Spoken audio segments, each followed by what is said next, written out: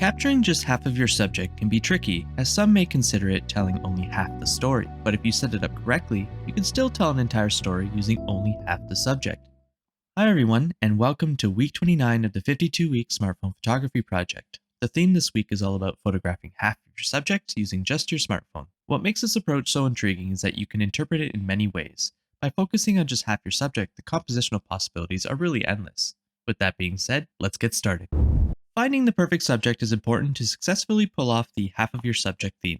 For this week, you're going to have to think outside the box. One of the easiest ways that comes to mind is portraits. Capturing half of a face can still give the illusion of a complete image. This happens because it forces the unique features and details to stand out, enabling the user to create a complete photo. You can photograph this using something like a wall to hide half of the face in frame. Another good example can be found in food photography. An easy way to achieve this is to cut your favorite fruit or veggie in half and create a composition with that. You can either show the inside of the food or lay it in such a way that it creates visual interest. Nature and landscapes offer another engaging option. Capturing half of natural elements, such as a tree trunk, can create an oddly balanced and intriguing photo. You have the textured bark and the beauty of the tree, but you can also see a little bit of what's going on behind the tree, creating a leading line effect without actually having any leading happening.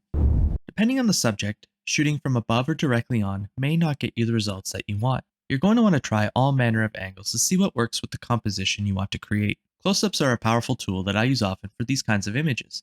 By framing your phone correctly, you can cut off half of your subject but still retain the texture and appeal of it. Some may call this abstract photography, and they would be right. Sometimes half of your subject may obscure what it actually is, which is fine as well. Shadows and reflections can work too. For example, photographing half a scene with a dramatic shadow can convey a sense of enigma. Half of your subject can still be in the image, but perhaps it is separated by a shadow instead. Reflections can have the same effect, with only photographing the reflection effectively being half of the subject. Check out week 28 if you want to learn more about using reflections in photography. Depending on what you photographed and how, editing may be necessary to get the effect you want. Snapseed is a free app that has all the tools we'll need to enhance our shots for this week. If you want to photograph the entire subject and edit out half, then you'll need to start with the crop tool. Once you've cropped out the half you don't want, then you can go ahead with the rest of the editing. Because you're editing out half of the shot, the final image dimensions will be smaller. Keep that in mind if you intend to print any images from this week.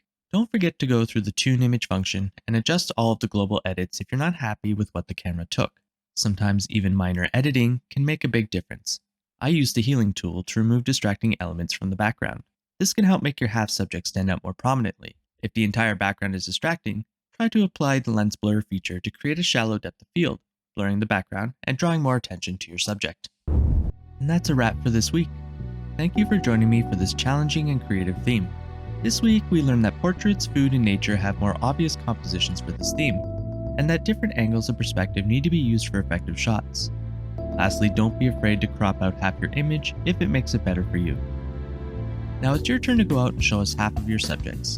Don't forget to submit your photos to the discussion thread in our community, and until next week, happy shooting.